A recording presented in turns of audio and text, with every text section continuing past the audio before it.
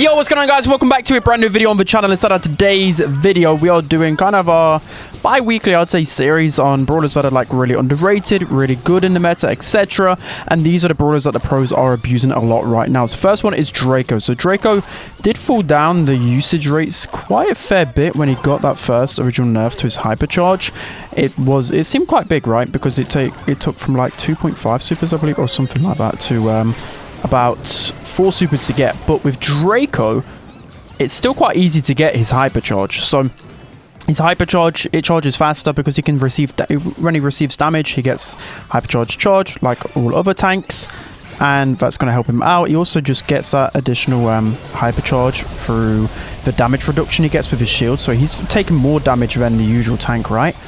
Essentially. Hopefully I can get a healing tick. Beautiful. So yeah, that's going to help him out even more when cycling through his hypercharges and supers.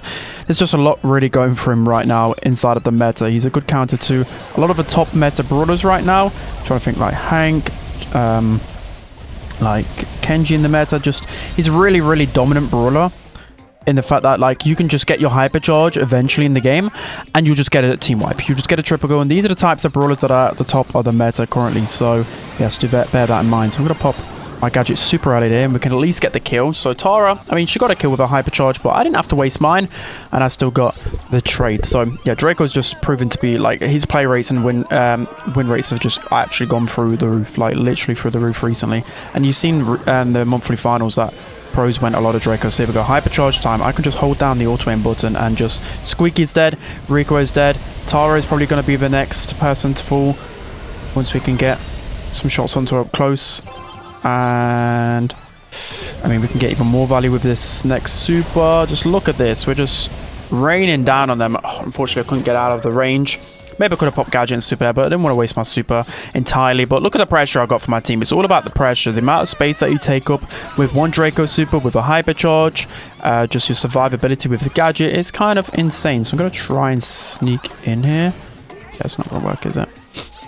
Okay, completely missed his super. Beautiful. Tara is very, very weak, so and try and push Tara even further back. We've got a gadget to use to get even more value here. They're all super, super weak here. I'm hoping my teammates can do something. There we go. They jump in just about. The ball is bouncing around everywhere, but yeah, Draco's a fantastic bro. I'm only really seeing him banned in hot zone. I mean, these stats were quite bad because there was a 3 brawlers just constantly chipping me down, but I won the game just purely from receiving damage, getting my hypercharge, getting my super, and just running them down. So yeah, Draco is a force right now in the meta, and definitely I would say an S-tier brawler again. After, I would say at the beginning, like a month ago, he was probably like B tier, and now he's going back to the S tier. So Draco, insane. Make sure to use him so much for that hypercharge. Let's jump into the next brawler. Alright guys, jumping into the next brawler who is truly broken inside of this meta. It has to be Bonnie. So a lot of people know about the Bonnie, but I'm still not really seeing Bonnie being banned frequently. There's not actually a lot of counters to Bonnie because tomorrow's video, spoiler alert, is going to be on countering the meta brawlers. I've been even speaking to Semantic. There isn't really a lot of brawlers that counter Bonnie in the meta right now. I think her only counters are assassins, and that is only because she's so good in the meta that she can even be played on those those shorter range maps. Those maps with a lot of grass, you see Bonnie being played. So again, like the only way to counter is, the assassins on those maps. It's absolutely insane. Just her play rate's gone through the roof right now. We should be able to kill Hank there, thankfully. And wow, Cordelia's playing really, really well at the moment. But yeah, it's because of the hypercharge. The hypercharge is just truly, utterly broken. It is so insane. And Bonnie, whenever she's meta, she's versatile. Remember when she came out, and literally for like a year, she was one of the most versatile brawlers because of course she got the range. She's got the super that can help her kill so many different brawlers. I just think her super just lost that, just lost the power. It truly lost the power. She could never even kill anyone, even with it, but it's hypercharged now. She can just run through absolutely everything. So a bit of a missed hypercharge from me there. Got a bit too excited. I mean, by a bit of a miss. Completely missed it. And whenever I want to showcase something off, of course I mess things up. I'm just going to use this. Yeah, very nice. We can get the kill on Charlie. And there we go. This was actually a really tough first game because Hank got in position and we just didn't have the damage with Bonnie and the Penny, but Yeah, I'm using Bonnie literally everywhere right now. She always was good in like Heist, for example, but she's been used on like maps like Sneaky Fields, and that's when you know Bonnie's broken. Sneaky Fields, like she's a sniper. She can get ran down by assassins, but it doesn't matter because once you then get your hypercharge, you're taking down pretty much every single brawler inside of the game. I don't think there's really a brawler that can counter hypercharge other than just jumping away. And even if you jump away, you're probably still gonna die by Bonnie anyway because she can pop back into her cannon form. Yep, she's truly broken. I feel like people need to realize just how strong she is. She isn't being banned in ranked still. Right, that's Bonnie. Let's jump into the next one. Guys, jumping into the next brawler who I believe is secretly OP in this meta, and especially in gem grab.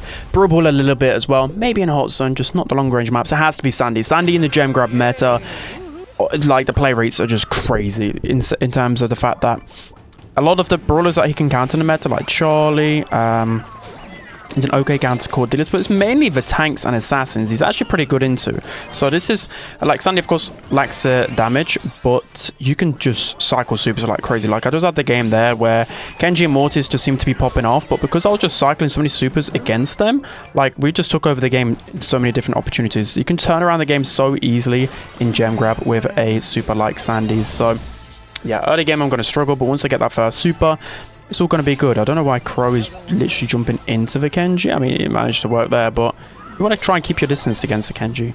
I'll just feed him infinite supers. Alright, we should be able to get a pinch here with this Mortis. If not, we've got a super here that can help us. Okay, it's going to help us push all the way back. I'm going to go for the stun over here. I mean, I'm probably going to die to this ghost. 3.3k damage a shot is disgraceful, by the way. That is such an crazy amount of damage, and of course Sandy really pairs well with any type of assassin or tank on your team. So yeah, just one Sandy super basically just turned the tide of the game there, which was perfect. Again, I got another super here. Could have maybe just wait for the one extra shot for the hypercharge super, but yeah, these guys are completely lost. There's no way they can come back, and Sandy's just beautiful. Seriously, I've been going so much Sandy in gem grab. I actually see Sandy bandit out a lot in competitive in gem grab just for that reason, because he's just good into everything. A lot of bushy maps, Sandy is good on them. So I'm not saying he's anything crazy like S tier, maybe even like scraping the bottom of the barrel of the A tier, but talking gem grab Brawl, he's a very, very, very good option in the meta. A very aggressive option. It actually favors Sandy because he can cycle through supers a lot more effectively. So that's going to be Sandy. Let's jump into the final one. Guys, jumping into the final brawler on the list, who I think is the most secretly broken by far on this, saving best to last, is Kenji. So you're just gonna have to pretend that I'm gonna do a Kenji masterclass. It's probably my worst brawler at this rate. I cannot win with this brawler no matter what. Anyways, Kenji is in pro play one of the best brawlers inside of the game right now, and it's thanks to not only his hypercharge, he's just so good into everything. Like a good Kenji can win so many different matchups, and you can tell because in pro play his play rates were just absolutely insane. And yeah, again, it all comes down to just how good he is into pretty much everything. And when you don't miss Kenji supers, he's flying. So of course the really toxic thing about him as well is just his built-in lifesteal. His built-in lifesteal is so good for winning a lot of different interactions. Unfortunately, I've picked Kenji first pick just for the video. You do not want to pick Kenji first in the draft because you will get countered by Tara and Bull. So yeah, I'm probably not going to win this game, guys, because for content purposes I'm just force picking myself to go Kenji. But yeah, he's very, very strong in the meta, and under the right person with the right ping, you will make a good impact. But I just can't seem to do anything when I think I've gone Kenji like 3 times now and lost. So yeah, don't do it me. I unfortunately can't show you how good Kenji is. It's frustrating. It's frustrating because I just can't. No matter what, if I pick Kenji last, I just can't play Kenji. But yeah, trust me, Kenji is really, really good in the meta. You guys have got to try it out more for yourself. Kenji is just good into everything right now. There's hardly any like direct big counters to him other than literally Bull and Tara. They're good ones. But I still think a good Kenji can beat a Tara, but I'm not a good Kenji. Alright, that's enough waffling for today's video. You guys have got to try out the Kenji. That is the one. It doesn't matter how many games I get, I'm not going to get anything good. So there's no point trying for more better gameplay. Anyways, that's it. Hope you guys enjoyed. Don't forget to like, comment, and subscribe, and I'll see you guys next time.